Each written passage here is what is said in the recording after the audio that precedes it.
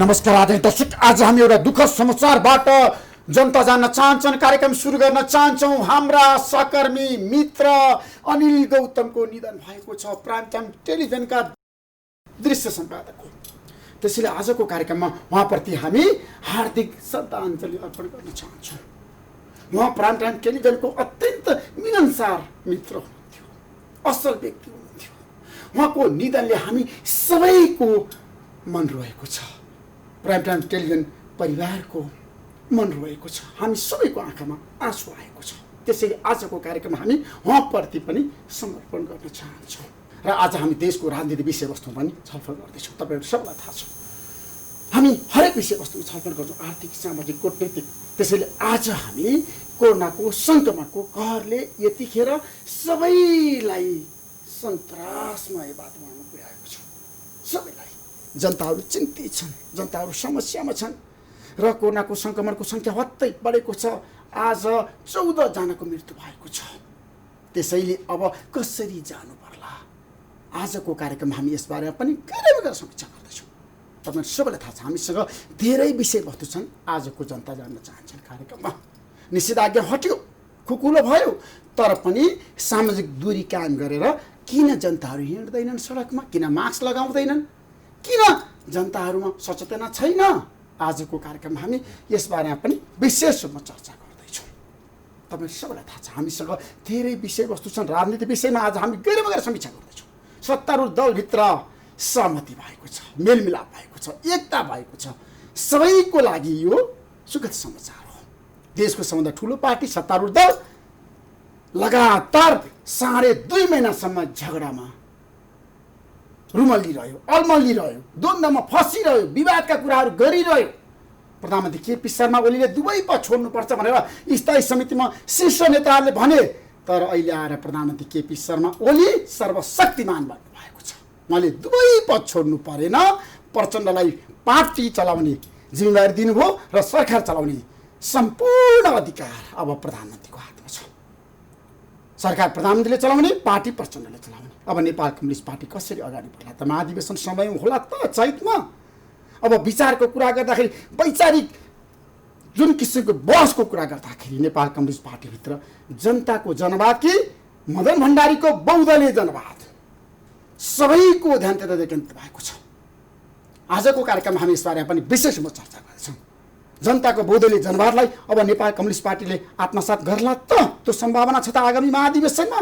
आज हामी यसबारे पनि चर्चा गर्दैछौँ र आज हामी प्रमुख प्रतिपक्ष दल नेपाली काङ्ग्रेसको बारेमा विशेष रूपमा परिचर्चा र बहस गर्दैनौँ। काङ्ग्रेसको अवस्था पनि त्यस्तै छ। नेताहरू झगडामा छन्, द्वन्द्वमा छन्, विवादमा छन्, एक आपसमा आरोप प्रत्यारोप जारी छ।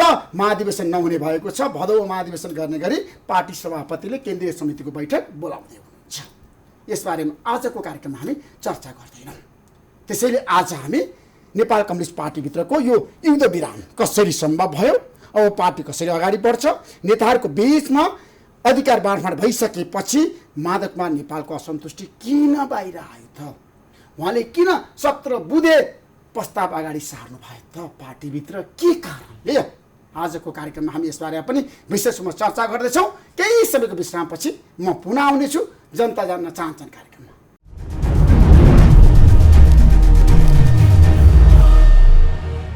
यतिखेर हाम्रो बिचमा नेपाल कम्युनिस्ट पार्टीका प्रभावशाली नेता युवराज गेवाली हुन्छ। गेवालीजी, तपाईँलाई म जनता जान्न चाहन्छन् कार्यक्रममा स्वागत गर्न चाहन्छु। धन्यवाद। अब नेपाल कम्युनिस्ट पार्टीको कुरा गर्दाखेरि एमसिसी पारित गर्ने निर्णय भयो, स्थायी समितिको बैठकले गर्यो। अब तपाईँहरू पारित गर्ने पक्षमा हो?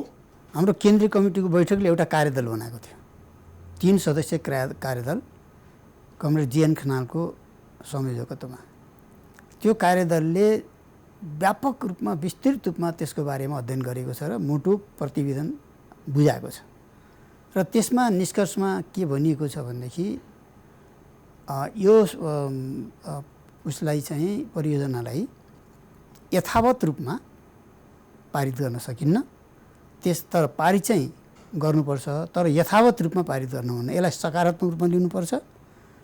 तर जुन विषयहरू त्यसमा उल्लेख गरिएका छन्, कतिपय विषयहरू ती हाम्रो राष्ट्रहितभन्दा विपरीत छन्।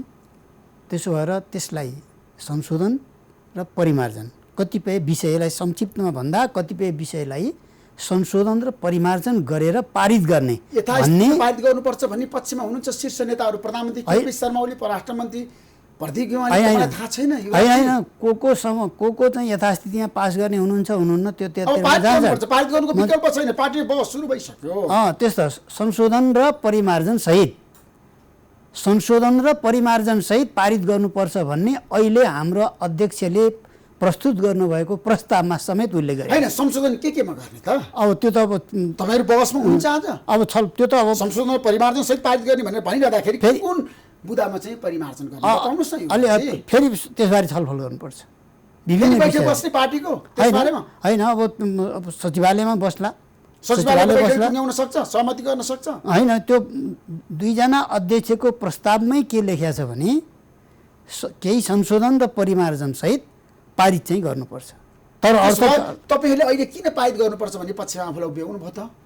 हैन, पहिला पनि त्यही हो हाम्रो। हैन, तपाईहरुले त भन्नुभएको थियो पारित हुन पनि सक्छ, गर्दैन भने तपाईहरुले भन्नुभएको थियो मसँगै यही कार्यक्रममा आएर युवराजजी। हैन, कतिपय विषय संशोधन र परिमार्जन हुँदैन भने पारित हुँदैन। अहिले पनि त्यही हो, हिजो पनि त्यही हो। त्यसो झल्ला कार्यदलको प्रतिवेदन अनुसार पारित हुन्छ कि अरू कुनै रणनीति बनाउनु भएको छ? प्रधानमन्त्रीले तपाईले बुझ्नु भएको छ? होइन, उहाँको प्रतिवेदन जुन आएको छ त्यो प्रतिवेदनको सुझावको आधारमा नै जानुपर्छ। झलनाथ खनालको कार्यदलको प्रतिवेदन अनुसार नै जानुपर्छ, त्यसको विकल्प छैन? छैन, त्यही अनुसार जाने भनेर अहिले नेताहरूको बिचमा कुरा मिल्दैन नि? फेरि मिल्छ, प्रधानमन्त्री र प्रचण्डको बिचमा कुरा हैन, मिल्छ। न्याय पास भइसक्यो। त्यो अहिले चाहिँ जुन प्रस्ताव पारित भयो अहिलेको बैठकबाट, अध्यक्षहरूले प्रस्तुत गर्नुभएको जुन प्रस्ताव छ त्यो प्रस्ताव पारित भइसक्यो हिजोको बैठकले। त्यो प्रस्तावमा पनि के उल्लेख गरिएको छ भने केही संशोधन र परिमार्जन सहित पारित गर्नुपर्छ एमसिसी भन्ने कुरा त्यहाँ पनि छ, प्रष्ट छ कुरा। त्यसो भए अब कुन बुँदा भन्ने बारेमा अझै मसिनो गरी जानुपर्ने। त्यसो मलाई के बताउनुहोस् भन्दाखेरि युवराजजी, तपाईँको पार्टीभित्र पनि विवाद थियो, 2.5 महिना तपाईँले झगडा गर्नुभयो, आरोप प्रत्यारोप उत्रिनुभयो, नेतृत्वको आलोचना गर्नुभयो तपाईँहरूले केपी शर्मा ओलीको। अहिले आएर प्रधानमन्त्रीसँग तपाईँहरूले फेरि पनि सम्झौता गर्नुभयो, तपाईँहरूसँग अर्को विकल्प थिएन? यो पार्टीमा के हुन्छ भनेदेखि चाहिँ यो स्वाभाविक एउटा नियम हो, निरन्तर रूपमा भइरहने कुरा के हो भने बारम्बार बहस हुन्छ, छलफल हुन्छ, विवाद हुन्छ, त्यसपछि सहमति हुन्छ। कतिपय कुरामा सहमति हुन्छ, कतिपय कुरामा विमति हुन्छ। यसपटक के हो भनेदेखि चाहिँ हामी निकै ठुलो विवाद गऱ्यौँ, हामी निकै ठुलो छलफल गऱ्यौँ, बहस गऱ्यौँ, एउटा अन्तर्विरोध एउटा चरमचुलीमा पनि पुग्यो, नपुगेको होइन। करिब फुट्छ कि भन्ने बाहिर हल्ला, फुट्न त फुट्ने थिएन तर फुट्ने हो कि भन्ने बाहिर व्यापक हल्ला चल्यो। त्यो स्थिति सिर्जना भयो र यस्तो स्थिति भयो कि बैठक नै बस्न नसक्ने अवस्था सिर्जना भयो। दुईजना अध्यक्षको सहमतिमा बैठक बस्नुपर्ने, एकजना अध्यक्ष बैठक बस्न नचाहने, अर्को अध्यक्ष बैठक बस्न चाहने, यो सम्मको एउटा स्थिति उत्पन्न भयो र हामीले त्यो स्थिति पार गरेर हामी आयौँ। र अब एउटा कोरोनाको समस्या छ, तमाम समस्या छ, बाढी पहिरोको समस्या छ, जनता पीडित छन्, र यस्तो बेलामा चाहिँ हामीले फेरि बढ्ता विवाद सरकार जानु उपयुक्त पनि हुँदैन र त्यसको समाधान हामीले खोज्नुपर्छ भन्ने एउटा सकारात्मक सोचको विकास भयो सबैमा। र त्यसले गर्दा फेरि तपाईहरु त पार्टी फुटाउन चाहनुहुन्थ्यो नि त? होइन, बिल्कुल पार्टी फुट्दैन थियो, फुट्ने सम्भावना थिएन। अल्पमतमा पार्ने र पार्टी फुटाउने रणनीतिमा हुनुहुन्थ्यो माधवकुमार नेपाल। अब जसरी कसले फुटाउँथ्यो पार्टी, ल भन्नुहोस्, कसले फुटाउँथ्यो पार्टी? केपीले फुटाउनुहुन्थ्यो? होइन, जस्तै केपी कमलले पार्टी फुटाउनुहुन्थ्यो, उहाँले फुटाउनु थिएन किनकि उहाँ प्रधानमन्त्री हुनुहुन्थ्यो, पार्टीको अध्यक्ष हुनुहुन्थ्यो। के प्रचण्डले पार्टी फुटाउनुहुन्थ्यो? उहाँ त आफै पार्टीको अध्यक्ष हुनुहुन्छ, कसरी पार्टी फुटाउनुहुन्छ? के अरू कसैले, माधव नेपालले या हामीले कसैले? हामीले कुनै हालतमा पार्टी फुटाउन त्यो कल्पना पनि थिएन। पार्टी फुट्दैन भन्ने चाहिँ मेरो दृढ विश्वास थियो सुरुदेखि। तपाईँको पटक बोलेको कुरा मैले बोल्दाखेरि मैले भनेको छु, पार्टी कुनै हालतमा फुट्दैन, हल्ला मात्रै हो यो, फुट्ने सम्भावनै छैन, फुट्ने कारणै छैन। त्यसो भएर पार्टी फुटेन। पार्टी बचाउनु भयो, सर्वशक्तिमान बन्नुभयो तपाईँको पार्टीभित्र। तपाईँले भन्नुभएको थियो एक व्यक्ति एक प्रमुख जिम्मेवारी, तर लागू भएन, कार्यान्वयन भएन। अहिले हेर्नुहोस्, अहिले मुख्य जिम्मेवारी सरकारको, कमरेड केपीको मुख्य जिम्मेवारी सरकारमा, प्रचण्डको मुख्य जिम्मेवारी पार्टीमा। एक व्यक्ति एक मुख्य जिम्मेवारी यहाँदेखि सुरु भइसक्यो। कसरी भएको छ? भइसक्यो, निर्णय भइसक्यो। होइन प्रचण्ड त्यो कुरा तपाईँले बिर्सनु भयो। कमरेड प्रचण्ड पुष्पकमल दाहाल सम्पूर्ण रूपमा पार्टी काममा केन्द्रित हुने कार्यकारी अध्यक्ष हैसियतले उहाँले पार्टी सञ्चालन गर्ने, कमरेड केपी शर्मा ओली सरकार सञ्चालन गर्ने भनेर दुईटा अध्यक्षको बिचमै कार्यविभाजन भइसक्यो। पार्टीभित्र आज पनि दुईवटा अध्यक्ष छैन, छ। केपी शर्मा ओली र प्रचण्ड। त्यहाँ कार्यविभाजन छ नि। कसरी कार्यविभाजन भयो? कार्यविभाजन भएन, देख्नु भएन? एउटाले पार्टी चलाउने, एउटाले सरकार चलाउने, स्पष्ट कार्यविभाजन हो। मक्सी 4 मा पनि त्यही भएको थियो, तपाईँलाई थाहा छ राम्रो छ। अहिले क्लियर, धेरै कुरा क्लियर छ अहिले, पहिला त्यति क्लियर थिएन। अहिलेको बैठकले क्लियर रूपमा दुईटा अध्यक्षको बिचमा हाम्रो विधानको धारा 46 बमोजिम प्रचण्डको मुख्य जिम्मा पार्टी सञ्चालन गर्ने, केपी ओलीको मुख्य जिम्मा सरकार सञ्चालन गर्ने, यसरी अध्यक्षको ठाउँबाटै एक व्यक्ति एक मुख्य जिम्मेवारीको नियम लागू भइसक्यो, सुरु भइसक्यो, यो पास भइसक्यो ऋषिजी। यो त तपाईले अब त्यसपछि नआइसकेपछि हैन गरेको व्याख्या र विश्लेषण हो। निर्णय हेर्नुस् न, निर्णय हेर्नुस्, विधि हेर्नुस्, तपाईले सक्नु विधि भयो। हेर्नुस्। प्रधानमन्त्री केपी शर्मा ओलीलाई पदबाट हटाउनु पर्छ भने तपाईले लबिङ गर्नुभयो, सम्पूर्ण रूपमा स्थायी समिति बैठकमा भन्नुभयो सुन्नुहोस्। पदबाट हट्नुस् केपी शर्मा ओली भनेर भन्ने तपाईहरु होइन। यहाँ तपाईँले सुन्नुहोस्, सम्पूर्ण रूपमा प्रचण्डले पार्टी सञ्चालन गर्ने, कार्यकारी अध्यक्षको हैसियतले काम गर्ने भने के, अनि केपी शर्मा ओलीले सरकारको काममा केन्द्रित हुने भने के। दुईटा अध्यक्षको बिचमा यसपटक एउटा महत्त्वपूर्ण निर्णय के भयो भन्दाखेरि दुईटा अध्यक्षको बिचमा हाम्रो विधानको धारा 46 बमोजिम एकजना व्यक्तिले एउटा मुख्य जिम्मेवारी लिनुपर्छ भन्ने जुन व्यवस्था छ त्यो यहाँबाट सुरु भयो। अब सबै ठाउँमा सुरु गर्नुपर्छ। तपाईले भन्नुभएको थियो नि सुरुदेखि नै यो सुरुदेखि भने मैले त प्रधानमन्त्री पद छोड्नुपर्छ कि अध्यक्ष पद छोड्नुपर्छ भने तपाईले भन्नु भएन। त्यो त जनता जान्न चाहन्छन् कार्यक्रममा आएर। सुन्नुहोस्, एउटा कुरा एक सन्दर्भमा त दुईटै पद हट्नुपर्छ भन्ने पनि कुरा आयो। हाम्रो अन्तर्विरोध यति चर्केर गयो पार्टीभित्र कि केपी शर्मा ओलीले दुईटै पदबाट उहाँ हट्नुपर्छ, राजीनामा दिनुपर्छ भनेर त बैठकमा नेताहरूले भन्नुभएको छ, हामीले व्यक्त गरेका छौँ। त्यो एउटा अन्तर्विरोध क्लाइमेक्समा पुग्दाखेरिको अवस्था। तर त्यो भनेर अन्तिममा निर्णय त त्यसरी हुनेवाला पनि थिएन, असन्तुष्टिको रूपमा त्यो आएकै हो हेर्नुहोस्। तर त्यसलाई अब होइन यसरी जान हुँदैन, अब मिलाएर जानुपर्छ भन्ने कुरा सबैमा कमरेड केपी ओली, कमरेड प्रचण्डदेखि लिएर हामी सबैमा अन्तर्क्रिया गर्दै जाँदाखेरि अब त्यो ढङ्गले जानु हुँदैन। अब कुनै न कुनै मिलनको बिन्दु खोजेर जानुपर्छ भन्ने सन्दर्भमा 6 जनाको कार्यदल बन्यो। 6 जनाको कार्यदलले रिपोर्ट लिएर कार्यदलमा पनि त तपाईँलाई थाहा छ माधवमा नेपालको असन्तुष्टि आएको छ। होइन, कार्यदल बन्यो र अब तपाईँको कुरा के हुन्छ भने कार्यदल बन्यो, कार्यदलले धेरै विषय लिएर आएको छ होइन, विभिन्न विषय। अनि कार्यदल पछि त्यो सचिवालयमा गयो, सचिवालय पछि फेरि सचिवालयले सुझाव दिएर 2 जना अध्यक्षले फेरि त्यसलाई परिमार्जन गरेर लिएर आउनुभयो। त्यो हामीले अध्ययन गर्दाखेरि त्यसमा अझै पनि कतिपय अपुग कुराहरू, केही थप्नुपर्ने कुराहरू चाहिँ स्वाभाविक रूपमा हामीले त्यहाँ सुझाव दियौँ र अन्तिममा सुझावसहित हाम्रो सुझावहरूलाई समेत समावेश गर्ने गरी अरूका आएका कुराहरूलाई समावेश गर्ने गरी त्यो हिजो प्रतिवेदन पास भयो। यसरी सर्वसम्मतिले प्रतिवेदन पास भयो। त अहिलेको अवस्थामा भन्ने हो भने पार्टी सर्वसम्मतिले अब अगाडि बढ्ने एउटा स्थिति उत्पन्न भएको छ। यो सकारात्मक कुरा हो, त्यो राम्रो कुरा हो। त्यसमा माधव कुमार नेपालले किन 17 बुँदे सुझाव दिनुभयो? होइन, माधव कुमार नेपालले होइन, मैले नि दिएँ नि 8-9वटा विषय, अर्काले दियो। तर के छ भने अन्तिममा ती कुराहरू त अब एड्रेस गर्ने, सम्बोधन गर्ने कुराहरू भयो। कमरेड प्रचण्डले भन्नुभयो, तमाम उहाँहरूले ल्याएका कुरा एकदम सकारात्मक छन्, ती कुराहरूलाई हामीले चाहिँ समावेश गर्छौँ र त्यसरी अब हामी अगाडि बढ्छौँ भन्ने भइसकेपछि होइन, माधव कुमार नेपालले दिनुभएको सुझावमा बताउनुहोस् त। अब 1, 2, 3 होइन, उहाँले दिएका धेरै सुझावहरू छन्। जस्तो पार्टीको बारेमा के भन्नुभएको छ, सरकारको बारेमा के भन्नुभएको छ?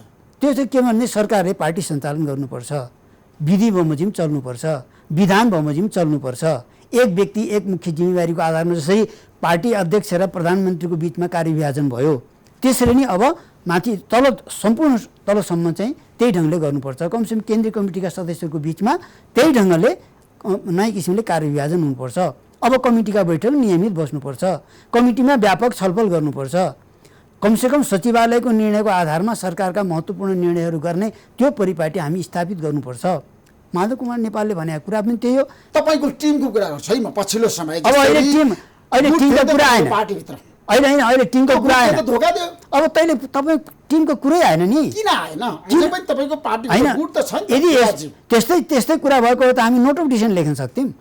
त्यो प्रतिवेदनमाथि हाम्रो असहमति होइन, हाम्रो सुझाव हो। त्यसलाई अझ राम्रो, अझ सुन्दर, अझ व्यवस्थित अपुरोलाई कतिपय पूर्ण गरेर चाहिँ अगाडि बढौँ भन्ने सन्दर्भमा हामीले दियौँ। स्वाभाविक कुरा बैठकमा त्यस्तो हुन्छ। प्रस्ताव पेश हुने बित्तिकै थप्पड ओली र प्रचण्डको बिचमा मेलमिलाप हो, उहाँहरू अब एकतिर अनि माधव कुमार नेपाल चाहिँ एक्लिनु भयो। बिल्कुल गलत। कसरी गलत? बिल्कुल माधव कुमार नेपालले माधव कुमार नेपालले अरू सबै नेताहरूले हामीहरूले त्यो प्रतिवेदनलाई मूलतः हामी समर्थन गरेका छौँ। त्यसका कतिपय कुराहरू हामीले संशोधन गर्ने केही परिमार्जन गर्ने सुझाव दिएका छौँ। त्यो त स्वाभाविक कुरा हो, त्यस्तो हुन्छ। र अन्तिममा हामी सर्वसम्मतिले प्रतिवेदन पास गरेपछि त सहमति भयो सबैको।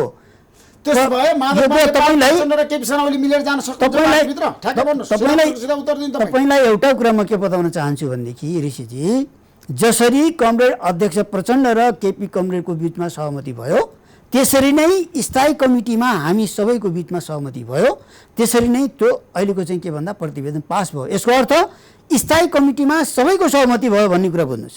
यो चाहिँ फलानाको असहमति भन्छु। आज कुनै पनि पार्टी फुट्नु हुँदैन लोकतन्त्रको लागि हो नि। तर तपाईँको पार्टीभित्र जसरी सहमति भएको छ नि, सर्वसम्मतिले चाहिँ पारित भएको हो त प्रतिवेदन? अवश्य, निश्चित।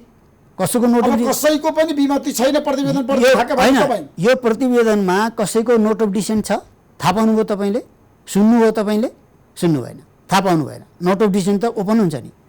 नोट अफ डिसेन्ट नलेख्नुको अर्थ के? प्रतिवेदनमाथिको समर्थन हो। प्रतिवेदनमाथि समर्थन गरेपछि त यही हो नि, बुझ्नुपर्ने त कुरा त्यही हो नि, त्यही होइन? त्यहाँभन्दा अरू के चाहियो?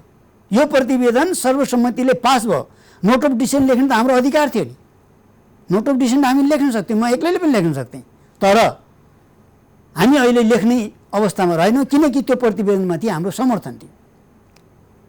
सबै वाक्य शब्दहरू सबै भने जस्तो हुन्छ भन्ने कुरा हुँदैन। तर आधारभूत रूपमा त्यसका कुराहरू ठिक छन्, सही छन्, पार्टीलाई एकताबद्ध गराएर लैजाने कुरा छन्। तर समस्या सवाल के छ मात्रै प्रश्न भनेदेखि प्रतिवेदनमा जे कुरा आएका छन्, हामीले चाहिँ स्थायी कमिटीको बैठकमा प्रस्तुत गर्दाखेरि हाम्रा कुराहरूप्रति जसरी कमरेड प्रचण्डले त्यसलाई रेस्पोन्स गर्नुभएको छ, ती कुरा हामीले स्वीकार गरेर जान्छौँ, प्रतिवेदनमा सामेल गरेर जान्छौँ, हामी क्रमशः त्यसलाई लागू गरेर जान्छौँ भनेर भन्नुभएको छ। त्यसलाई हामीले सकारात्मक रूपमा सबैले लिएका छौँ र यस कारणले गर्दा हामीले त्यसलाई सम्पूर्ण रूपमा तर हिजो प्रधानमन्त्री पोस्टरमा भन्नुभयो नि त स्थायी समितिको बैठकमा, नेपाल कम्युनिस्ट पार्टीलाई फुटाउनको लागि देशी विदेशी शक्तिहरूको चाहना थियो, चाहन्थे, त्यो असफल भयो। सही हो?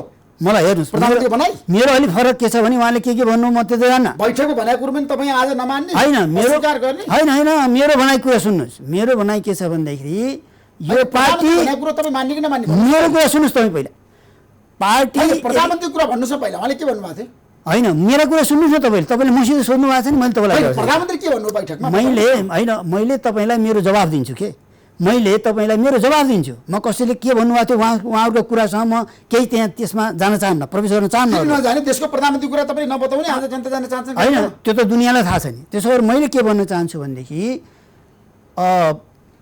पार्टीमा अहिले जुन खालको स्थिति सिर्जना भयो त्यसमा सबैले रियलाइजेसन गर्नुभयो, सबैले महसुस गर्नुभयो, गरियो सबैले।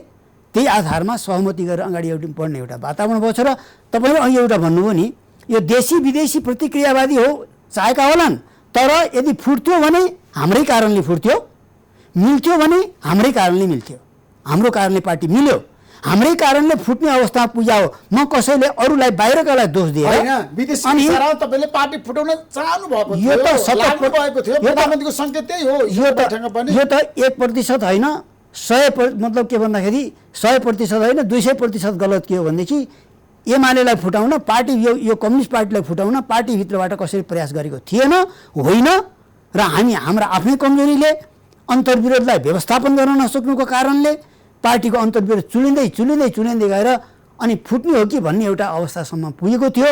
तर त्यसलाई हामीले महसुस गऱ्यौँ, सबै नेताहरूले, प्रमुख नेताहरूले सबैले महसुस गर्नुभयो र अन्तिममा अहिले आएर सहमति गऱ्यौँ। अर्थात् फुट्ने स्थिति रहेनछ, फुट्न सक्ने अवस्था रहेनछ, मिल्न पर्दो रहेछ भन्ने कुरा व्यवहारबाट पुष्टि भयो। त्यसो भारतीय पार्टी फुटाउन चाहेको थियो नेपाल कम्युनिस्ट पार्टी? के गरेको थियो भारतले? के गरेको थियो कहाँ थाहा छ? भारतले प्रधानमन्त्री मलाई भारतले के चाहेको थियो मलाई थाहा छैन, सूचना उहाँलाई पनि थाहा होला। मलाई भारतले के गरेको थियो, चीनले के गरेको थियो, अमेरिकाले के गरेको थियो, कसले के गरेको थियो, मसित सूचना छैन। सूचना जसले चाहिँ उहाँले बताउनुहुन्छ, बाहिर कस्तो सूचना थाहा छ। मलाई के थाहा छ भने फुट्नु थियो भने हाम्रै कारणले फुट्नु थियो, मिल्थ्यो भने हाम्रै कारणले मिल्थ्यो, हाम्रै कारणले पार्टी मिल्यो, फुटेन, हामीले मिलाउन सक्यौँ। मिलाउन सक्थ्यौँ, सम्भावना थियो, फुट्ने अवस्था थिएन, फुट्ने सम्भावनै थिएन, त्यो हल्ला मात्रै थियो।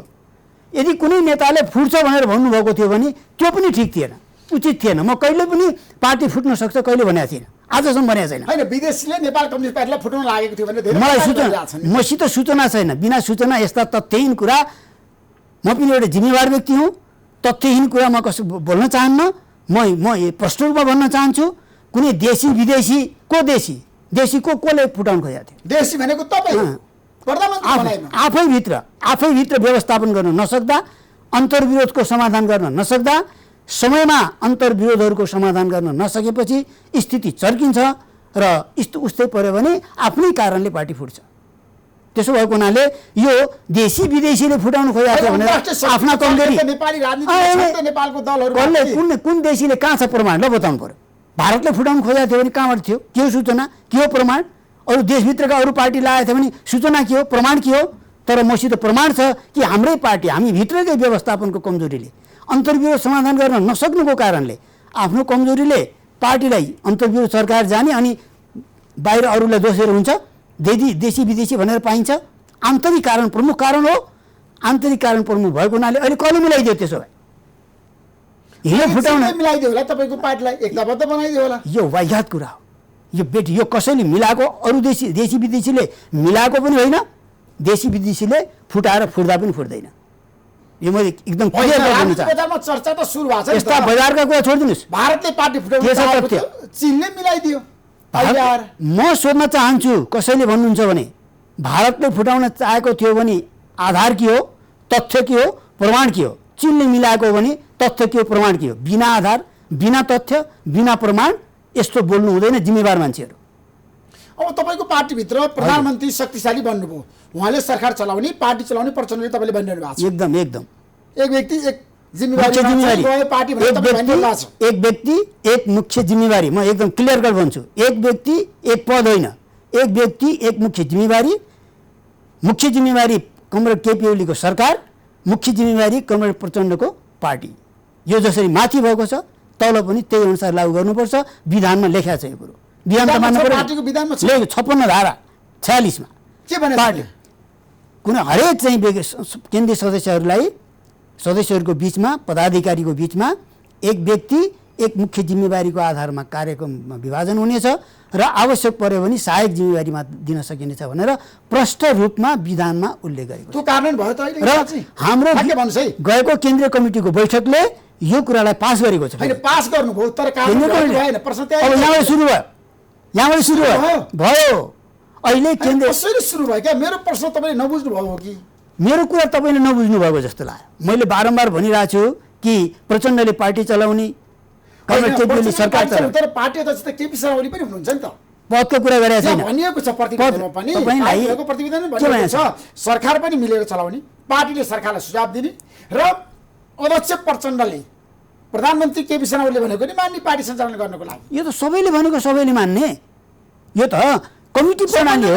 दुवै अध्यक्षको सरकार र पार्टीमा कमिटी प्रणाली हो ऋषिजी। हाम्रो सचिवालय छ, हाम्रो स्थायी कमिटी छ, हाम्रो केन्द्रीय कमिटी छ, 2 जना अध्यक्ष हुनुहुन्छ।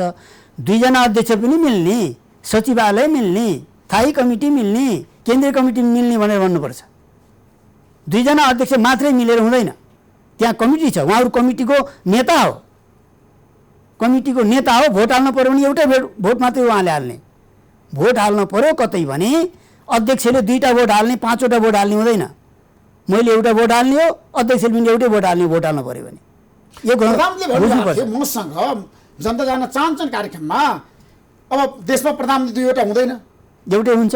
एउटै हुन्छ।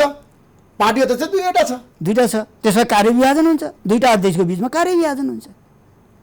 जस्तै भन्नुहोस्, हिजो नेकपा एमाले हुँदाखेरि 5 जना सचिव थिए। 5 जना सचिव भएका 5 जना सचिवका 5वटा कार्यविभाजन थिए। हिजो नेकपा एमाले हुँदाखेरि अब उपाध्यक्षहरू थिए, उपाध्यक्षहरू चाहिँ को बिचमा कार्यविभाजन हुन्थ्यो, अलग अलग कार्यविभाजन हुन्थ्यो। मेरो अर्कै कार्य थियो, जिम्मेवारी थियो, अर्काको अर्कै जिम्मेवारी थियो। अहिले पार्टीमा 2टा अध्यक्ष हुनुहुन्छ, उहाँको कार्यविभाजन भयो यसपटक। त्यो भयो, त्यो प्रष्ट रूपमा लेखियो कि सम्पूर्ण रूपमा कार्यकारी अध्यक्ष हैसियतले प्रचण्डले चलाउने पार्टी र सरकार चाहिँ केपी कमलले चलाउने भनेपछि पार्टीको विधान माथिदेखि अहिलेबाट सुरु भयो।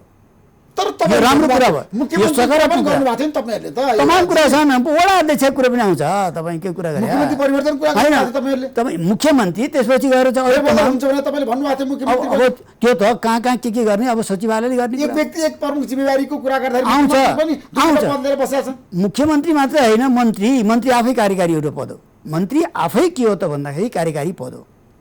त्यसो भएर यो सबै कुराहरू छ। अनि अरू विभिन्न मेयरहरू छन्, गाउँपालिका अध्यक्षहरू छन्, वडा अध्यक्षहरू छन्। यो त समग्र यो नियम भनेको त माथिका अध्यक्षदेखि तलसम्म लागु हुन्छ। मुख्यमन्त्रीको उसमा नि लाग्छ यो सबै ठाउँ लागु हुन्छ, सबै ठाउँ। विधान कसले मान्ने कसले नमान्ने हुन्छ। यो विधान अमुक मान्छेले मान्ने अमुक मान्छेले नमान्ने भन्ने हुन्छ। संविधान नेपालको संविधान छ नि, कसैले मान्ने कसैले नमान्ने हुन्छ, कहाँ छ त्यो? तर विष्णु रिमालले मसँग भन्नुभएको छ आज बिहान नेपाली बसमा पश्चिम नेपाली रेडियो नेटवर्कसँग तपाईँसित धेरै नेताहरू, धेरै कार्यकर्ताहरू, धेरै बुद्धिजीवीले बहस गर्नुभएको छ। मलाई त्यतातिर खण्डन मण्डनमा नलैजानुहोस्। मैले मेरो कुरा भन्नुभएको छ एक व्यक्ति एक प्रमुख जिम्मेवारी भनेको बेठीको कुरा हो, होइन, बेतुको कुरा हो। उहाँको कुरा हो, उहाँको कुरा हो। उहाँले के बोल्नुभयो म त्यसको म त स्थायी समिति सदस्य हो नि, प्रधानमन्त्रीको प्रमुख राजनीतिक सल्लाहकार हो। थुप्रोले बोल्नु आएन यहाँ त, उहाँ मात्रै होइन धेरै बोल्नु भएको छ तपाईँसित। अनि त्यसो कसले के बोल्यो त्यसमा खण्डन मण्डन होइन कि मैले के भन्नुपर्ने हो, तपाईँको प्रश्न म जवाफ दिने हो। त्यसो मन्त्रीमण्डल पुनर्गठन हुन्छ अब हेरौँ तब आवश्यक परे फेरबदल गर्ने भन्ने छ। त्यो सचिवालयमा छलफल होला, त्यहाँ अध्यक्षहरू हुन्छ, उहाँहरूको बिचमा छलफल होला, कहिले गर्ने उहाँहरू छलफलले निर्णय गर्नु, छलफल गरेर। सम्भावना कति छ? प्रधानमन्त्रीको चाहना हुनुपर्छ फेरि त्यसमा। अब त्यो त विशेष अधिकार हो होइन, त्यो त उहाँको अधिकार हो, उहाँले चाहिँ पार्टीको पनि अधिकार हो। उहाँहरू चाहिँ सचिवालयमा छलफल गर्नुहुन्छ, गर्ने कि नगर्ने, कति गर्ने, के गर्ने, कसलाई पठाउने, छलफल गरेर गर्ने। मन्त्री राख्नको लागि पनि पार्टीमा छलफल गर्नुपर्छ अहिले। पर्छ घृषिजी, पर्छ। पुनर्गठन गर्नको लागि पनि पार्टीमा छलफल एकदम अहिले प्रधानमन्त्रीले सरकार चलाउने भने होइन, ठिक छ, प्रधानमन्त्रीले प्रस्ताव लिएर आउनुहुन्छ स्वाभाविक रूपमा पार्टीमा। अब के छ भने नि, पार्टीले सरकार चलाउने भने के, यो गम्भीर रूपमा उठिरहेको विषय हो। यो पार्टीले सरकार चलाउने भनेको कुनै न कुनै पार्टीको संस्थामा सरकार कसरी चलाउने, मन्त्री कसलाई राख्ने या नराख्ने, राजनीतिक नियुक्ति के गर्ने, महत्त्वपूर्ण निर्णयहरू के गर्ने या नगर्ने भन्ने कुरामा पार्टीमा छलफल गर्नुपर्छ। त्यहाँबाट कुनै न कुनै सहमति सरसल्लाह हुनैपर्छ, अनिवार्य कुरा।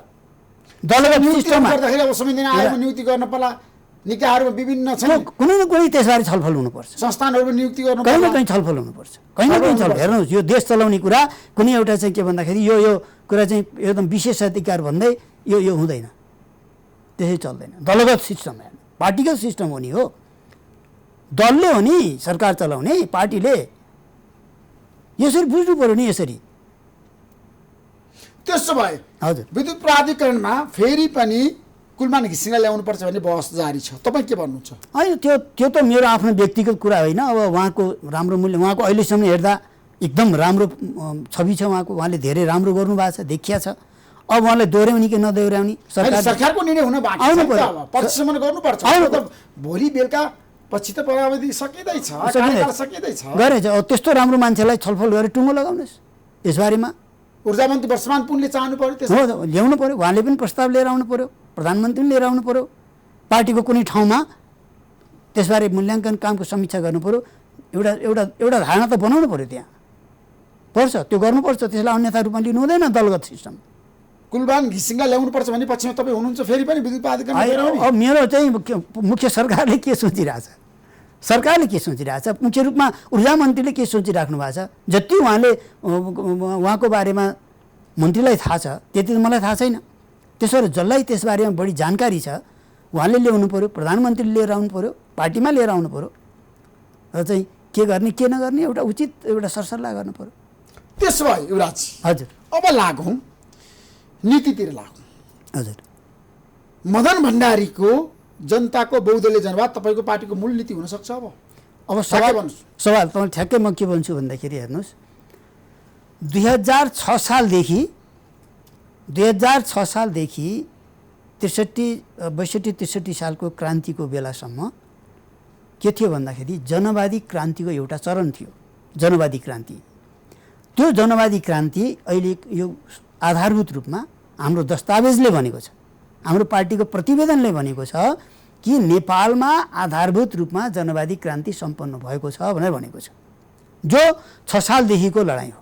हेर्नुहोस् है, त्यो 70-71 वर्षसम्म हाम्रो देश एउटा स्थितिमा आयो, जनवादी क्रान्तिको अवस्थामा थियो। क्रान्ति आधारभूत रूपमा सम्पन्न भइसकेपछि अब हाम्रो दस्तावेजमा के भनिएको छ भनेदेखि हामीले के भनेका छौँ भने अब हामी समाजवादी चरणमा गयौँ। जनवादी चरणको अन्त्य भयो र अब हामी समाजवादी क्रान्तिको चरणमा प्रवेश गरेका छौँ। अबको हाम्रो लक्ष्य, अबको हाम्रो उद्देश्य, अबको हाम्रो रणनीति स्ट्राटेजी भनेको के हो त भन्दाखेरि समाजवाद हो।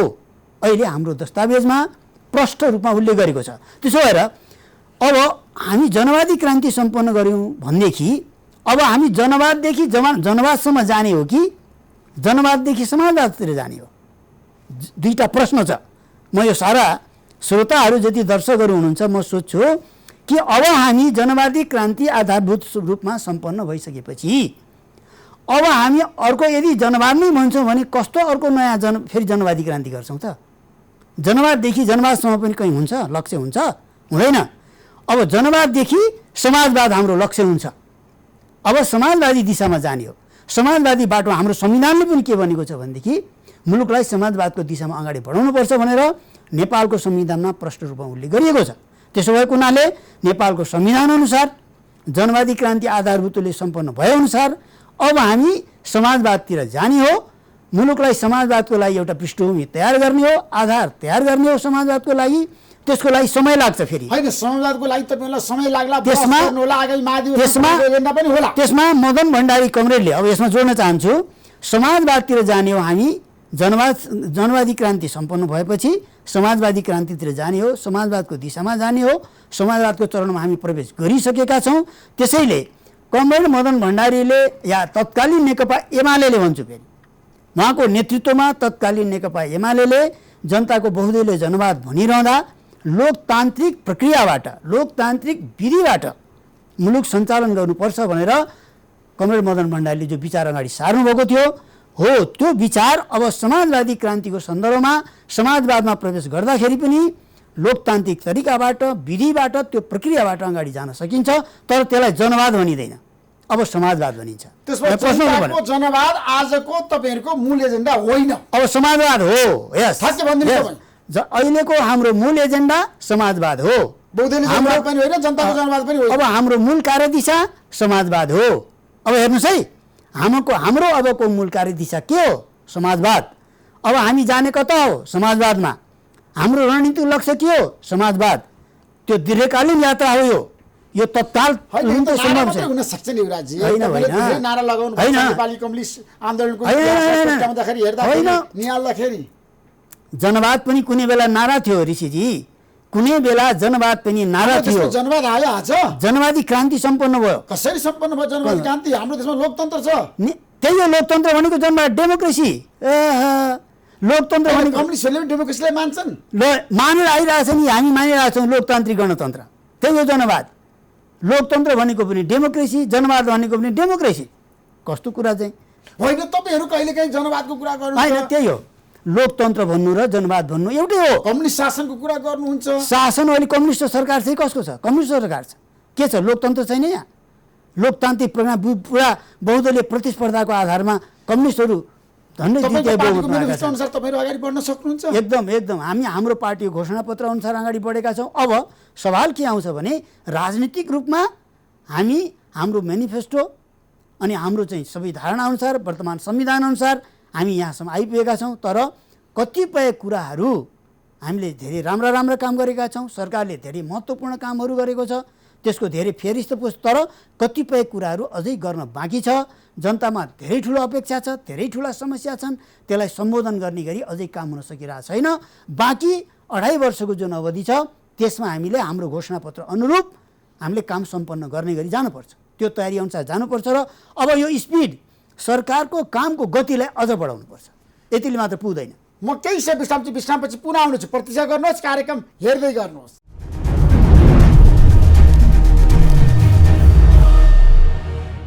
विश्रामपछि तपाईँलाई म पुनः कार्यक्रममा स्वागत गर्न चाहन्छु युवराज गेवालीजी। हजुर हजुर। अब नेताहरूको सम्पत्ति छानबिन गर्न पर्यो। केन्द्रीय समिति निर्णय गरे होइन? एकदम। खै त छानबिन भएको? केन्द्रीय कमिटीको बैठकमा प्रत्येक ग्रुपमा विभिन्न विषयमध्ये यो सम्पत्ति छानबिनको कुरा गम्भीर रूपमा आएको थियो। किनकि यो बहुदलीय व्यवस्था आइसकेपछि पटक पटक सरकारमा जाने, सांसद हुने, सरकारमा जाने स्थितिले अचानक कतिपय मानिसहरूको सम्पत्तिमा अचानक वृद्धि भएको देखियो। यसले गर्दा कार्यकर्ताहरूमा अब सम्पत्तिको वृद्धि त भयो, तर कतिपय वैधानिक रूपले भएको छ, हो नि, वैधानिक आम्दानीको कारणले भएको छ, त्यो चाहिँ अन्यथा कुरा होइन त्यो। तर कतिपय अस्वाभाविक रूपमा भएको देखिएको कारणले कार्यकर्ताहरूले यो गम्भीर रूपमा प्रश्न उठाए कि सम्पत्तिको छानबिन गर्नुपर्छ नेताहरूको भन्ने कुरा। त्यो केन्द्रीय कमिटीबाट पास पनि भयो, तर त्यस सन्दर्भमा अहिलेसम्म कुनै केही त्यस सन्दर्भमा कुनै सुरुवात। अब हाम्रो सम्पत्तिको छानबिन गर्ने अधिकार भएको अनुशासन आयोग हो, छानबिन गर्नु पर्यो नि त तपाईको सम्पत्ति। हाम्रो पार्टीमा सिस्टम नभएको होइन। हेर्नुहोस्, सम्पत्ति छानबिन गर्नको लागि अनुशासन आयोगलाई अधिकार दिएकै छ, फुल अथोरिटी लेखेको छ, विधानमा लेखेको छ, तर अनुशासन आयोग नै गठन भएको छैन अहिलेसम्म।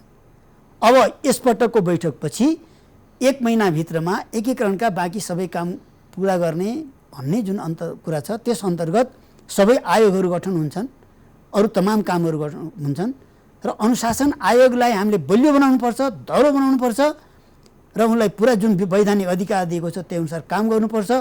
पार्टीभित्रको मामिलामा उसले गर्नुपर्ने थियो, अहिले आयोगै बनाएको छैन। त्यसमा तपाईँ सबै नेताको सम्पत्ति छानबिन गर्नुपर्छ भन्ने पक्षमा हो? एकदम म बोल्दै आएको छु त, म भन्दै आएको छु। तपाईँको सम्पत्ति छानबिन नगर्ने बगैँचा पहिले सुरुवात मबाट गर्नुहोस्। तपाईँ मार्फत म भन्न चाहन्छु, मेरो पनि काठमाडौँमा गर्छ भन्ने त मलाई पनि चाहिँ यसले पनि भ्रष्टाचार गर्यो भन्ला नि भन्नेले, अनुमान गर्नेहरूले, यदि मलाई नजिकबाट देख्नेहरूले सब थाहा छ। तर छानबिन गर्नु पर्यो सबै कसले वास्तवमा चाहिँ साँच्चै भ्रष्टाचार गरे हो, कसको चाहिँ एकदम वैधानिक कमाइ हो। मान्छेले मेहनतले, आफ्नो खुबीले, आफ्नो बुद्धिले, प्रयत्नले पनि मान्छेले पैसा कमाएका छन्, धन कमाएका छन्। त्यो परिवारका मान्छेहरू अनेक पेसा व्यवसायमा लागेका छन्, घर बनाएका छन्, राम्रो व्यवस्था पनि गरेका छन्, नगरेका होइनन्। तर त्यो वैधानिक हो कि अवैधानिक हो, त्यो लुटेको हो कि परिश्रमको कमाइ हो? दुईवटा कुरा, एउटा लुटको कमाइ, एउटा परिश्रमको कमाइ। परिश्रमको कमाइ बकाइदा पाइन्छ, गर्नुहोस्, त्यस्तोलाई प्रोत्साहित गर्नुपर्छ। मेहनत गरेर कमाउनेलाई तपाईँले मेहनत गरेर कमाउनुहुन्छ, प्रोत्साहन गर्नुपर्छ। अर्कोले मेहनत गरेर कमाउँछ, तर लुटको कमाइ, राष्ट्र लुटेर, जनता लुटेर, देशको राजस्व छलेर, भ्रष्टाचार गरेर यदि कसैले गरेको छ भने अब अड्कल अनुमानको आधारमा भन्नु भएन। हेर्नुहोस्, त्यसो भएर प्रमाण चाहियो, तथ्य चाहियो, खोज्नु पर्यो, छानबिन गर्नुपर्छ। त्यो एकदम आवश्यक कुरा हो। हामीले धेरै पहिलेदेखि यो त पूर्व नेकपा एमाले नेताको सम्पत्तिको बारेमा पार्टीभित्र प्रश्नहरू उठेका छन्, शीर्ष नेताहरूकै सम्पत्तिको बारे उठाएको छ नि त। विभिन्न मान्छेको मनमा प्रश्न उठाएको छ, बाहिर भन्ने हो, प्रमाण के छ भन्ने कुरा हुन्छ, त्यहाँ त खोज्नु पर्यो, छानबिन गर्न हिँड्नु पर्यो। मनमा त प्रश्न उठेको छ, विभिन्न व्यक्तिको बारेमा प्रश्न उठिएको छ, कार्यकर्ताको मनमा उठिएको छ। हिजो चप्पल लाएर हिँडेको नेता आज पजेरोमा चढिरहेछ, होइन, महलमा बसिरहेछ, प्रश्नहरू त छ नि। होइन, त्यो त के भन्दाखेरि त्यस्तो हिजो चप्पल कुन अवस्थामा लाएर हिँड्यो र अहिले ऊ गाडी कुन अवस्थामा चाहिँ चढिरहेछ भन्ने कुरो, त्यसको प्रमाण चाहियो। भ्रष्टाचार नै गरेको छ भन्ने कुरा यतिमै आधारमा भन्न सकिन्न। तर मैले भनेको कुरा के हो भन्दाखेरि आफ्नो श्रमको आधारमा कमाएको हो कि लुटको आधारमा कमाएको हो, यो दुईवटा कुरा छान्नु पर्यो क्या। त्यो कुरा चाहिँ छुट्याउनको लागि को साँच्चै मतलब चाहिँ भ्रष्टाचारी होइनन् र को हुन् भन्ने कुरा छुट्याउनु त छानबिन हुनु पर्यो। छानबिनै भएको छैन, अनि कसलाई हो भन्ने, कसलाई होइन भन्ने, यो समस्या छ। त्यसो भए युवराज, अब लागौँ वामदेव गौतमतिर। वामदेव गौतम राष्ट्रिय सभाको सांसद बन्नुपर्छ भनेर तपाईँहरूले भनिरहनु भएको छ। होइन, सचिवालयले त निर्णय गर्छ, सचिवालयले निर्णय गर्छ, तर प्रधानमन्त्रीले गर्नु भएको छैन अहिलेसम्म। प्रधानमन्त्रीको प्रस्तावमा तपाईँलाई थाहा छ नि, दुनियाँलाई थाहा छ, मन्त्री परिषदले गर्नुपर्ने होइन, सिफारिस गर्नुपर्ने। सुन्नु नि यहाँ मुजु, प्रधानमन्त्रीको प्रस्ताव आयो, सचिवालयले सर्वसम्मतिबाट उहाँलाई राष्ट्रिय सभामा पठाउने निर्णय गर्यो। अब यो यस्तो निर्णय गर्नु हुन्थ्यो कि हुँदैन थियो, यो सारा चर्चा परिचर्चा चलिरहेछ, त्यो आफ्नो ठाउँमा छ। तर निर्णय त भइसक्यो नि त, निर्णय भइसक्यो। फेरि प्रधानमन्त्रीले नै प्रस्ताव गर्नु हो, हेर्नु यो प्रष्ट कुरा हो। तर अहिलेसम्म उहाँको चाहिँ अब सरकारबाट सिफारिस हुनु पऱ्यो नि, अब त्यहाँ पार्टीमा निर्णय गरेर त भएन, त्यो भएको छैन। किन भएको छैन त अब यो सचिवालयका नेताहरूलाई थाहा होला, सबभन्दा बढी प्रधानमन्त्रीलाई थाहा होला, वामदेवजीलाई थाहा होला, उहाँहरूलाई सोध्नुहोस्। त्यसमा वामदेव गौतमलाई सरकारमा ल्याउनुपर्छ भन्ने पक्षमा तपाईँ हो आजको दिनमा? होइन, म सांसद बनिसकेपछि मन्त्री बनिकन भन्ने सुरु भएको छ। म व्यक्तिगत रूपले भन्नुभन्दा पनि यदि कमिटीले चाह्यो भने ल्याउन सक्छ, चाहेन भने ल्याउन सक्दैन। म त त्यो संस्थागत रूपले जानुपर्छ भन्ने कुरा होइन। सरकारमा वामदेव गौतमले ल्याउनु पर्छ पर्दैन? त्यो कमिटीले गर्नु पर्यो निर्णय। प्रोग्रामले अर्थमन्त्री बनाउने कि नबनाउने? के मन्त्री बनाउने, मन्त्री बनाउने कि नबनाउने, जसरी राष्ट्रिय सभामा ल्याउनुपर्छ भनेर कमिटीले निर्णय गर्यो, म भन्छु ल्याउनुपर्छ। यदि कमिटीले मन्त्री बनाउनु राष्ट्रिय सभामा ल्याइसकेपछि वामदेव गौतम सांसदको लागि मात्रै आउनुभयो होला त? त्यो त वामदेवजीले बुझ्नु पर्यो, कमिटीले बुझ्नु पर्यो। कमिटीले बुझ्नु भयो, कमिटीको कुरा हो क्या यो। व्यक्तिगत कुरा, यस्ता कुरामा व्यक्तिगत रूपले चाहिँ यसो गरौँ उसो नगरौँ भनेर मिल्दैन यो कुरा भन्नु। मन्त्री बनाउने हो भने कमिटीमा जाओस्, छलफल चलोस्, प्रधानमन्त्री उहाँहरू चाहिँ बैठकमा बस्नुहोस्, निर्णय गर्नुहोस्। त्यसो भए सरकारमा वामदेव गौतमको आवश्यकता छ कि छैन? सिधा प्रश्न, सिधा उत्तर। कमिटीले आवश्यक ठाने छ, आवश्यक नठाने छैन।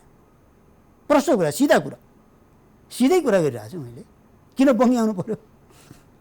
सफा कुरा। त्यसो भए महाधिवेशन हुन्छ तपाईँको पार्टीको चैतमा? किन नहुने? निर्णय भइसकेको छ। कसरी हुन्छ भन्नु त? गाह्रो छ, समस्या छ। तपाईँलाई एउटा कुरा के भने, अब यो कोरोना बढिरहेछ, सङ्क्रमण बढिरहेछ। कोरोनाको समस्या कसरी जान्छ त्यो एउटा अवस्था हो, त्यो यथार्थ हो। त्यो यो हाम्रो क्षमताभन्दा बाहिरको कुरा हो। होइन भने केन्द्रीय कमिटीले निर्णय गरेको छ, अहिलेको स्थायी कमिटीले पनि निर्णय गरेको छ। हामी आउने चैतको 25देखि 30सम्म महाधिवेशन गर्ने हामीले निर्णय गरेका छौँ। त्यो किसिमको तयारी मानसिकता हाम्रो छ। त्यही अनुसार अरू काम हामीले पार्टी सदस्यता नवीकरणदेखि लिएर अरू सम्पूर्ण कामहरू हामीले सुरु गरिसकेका छौँ। अब छिटो काम अगाडि बढाउनुपर्छ र चाहिँ अब कोरोनाको स्थिति अब नियन्त्रित हुँदै गयो भने एकदमै सम्भव छ, त्यो गर्न सकिन्छ, गर्नुपर्छ। त्यही अनुसारको तयारीमा हामी लाग्नुपर्छ। अब तपाईँले एकताको महाधिवेशन भनिरहनु भएको छ, कति सम्भव छ? होइन, महाधिवेशन एकताकै नै महाधिवेशन हो, निश्चित रूपमा एकताको महाधिवेशन हो। यहाँ प्रश्न है, यो एकताको महाधिवेशन यस कारणले हो कि यहाँ दुईवटा ठुला कम्युनिस्ट पार्टीको एकता भएको छ। त्यसो भएको हुनाले यो एकताको महाधिवेशन हो र यसमा सकेसम्म अधिकतम रूपमा सर्वसम्मतिको प्रयास गर्नुपर्छ।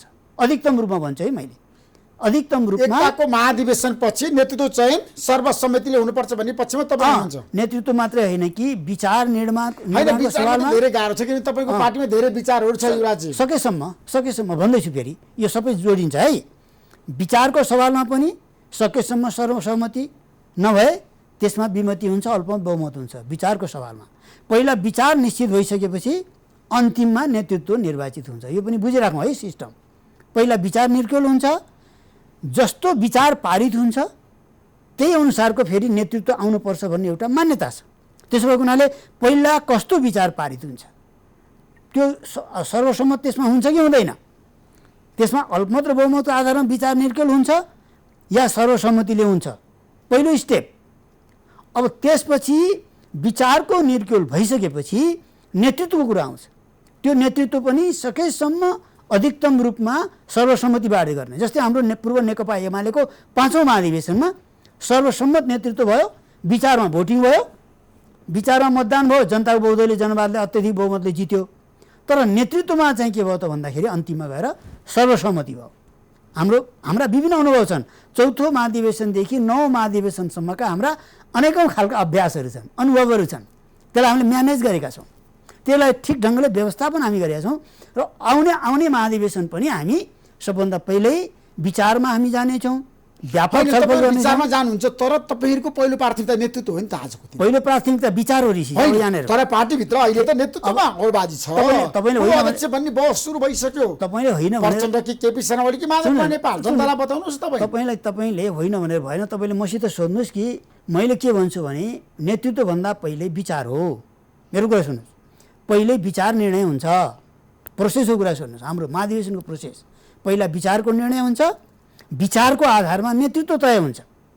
ठ्याक्क यो दुनियाँले थाहा पाउने, सबैले सुन्ने कुरा, बुझ्ने कुरा हो। फेरि सुन्ने मात्रै होइन, बुझ्ने कुरा हो। सिस्टम बुझ्नु पऱ्यो। अनि अब नेताहरू त धेरै हुनुहुन्छ। फेरि अहिले देख्नु भएको छ नि, तपाईँले देख्नु भएको छैन? अध्यक्ष बन्नको लागि धेरै नेताहरू तयार हुनुहुन्छ। त्यो हैसियत भएकाको त दर्जनौँ छन्। हैसियत भएका अध्यक्षको लागि बताउनुहोस्। आज अनेक छन् नि, अनेक छन्। अब त्यो किन जाने? प्रचण्ड तर माधव नेपाल कि खलनाथ खनाल कि वामदेव गौतम कि सबै 1 से 1। अब पूर्व प्रधानमन्त्री पूर्व अध्यक्ष भएका त्यो हुन सक्ने सम्भावना भएका त्यो हैसियत भएका भनेपछि 101 नेताहरू जो अध्यक्ष हुन सक्ने सम्भावना भएका नेताहरू हुनुहुन्छ। त्यसमा केपी शर्मा ओली फेरि पनि अध्यक्ष बन्न सक्नुहुन्छ एकताको महाधिवेशन? किन नसक्ने सम्भावना छ। केपी ओली, कामरेड प्रचण्ड, माधव नेपाल, झलनाथ खनाल, वामदेव गौतमदेखि लिएर सचिवालयका अरू स्थायी कमिटीकै सदस्यहरू नेता अध्यक्ष बन्ने हैसियतका हुनुहुन्छ।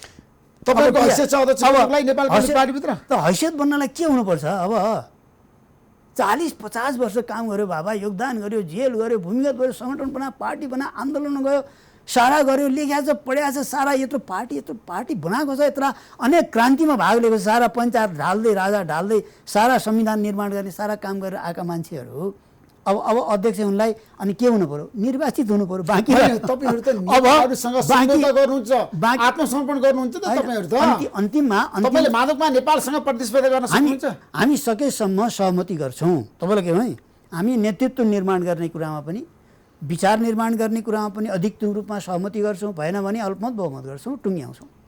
नेतृत्व निर्माण गर्ने कुरामा पनि सहमति गर्नको लागि अधिकतम हाम्रो प्रयास हुनेछ, गर्न पर्छ, हुनेछ मात्रै होइन।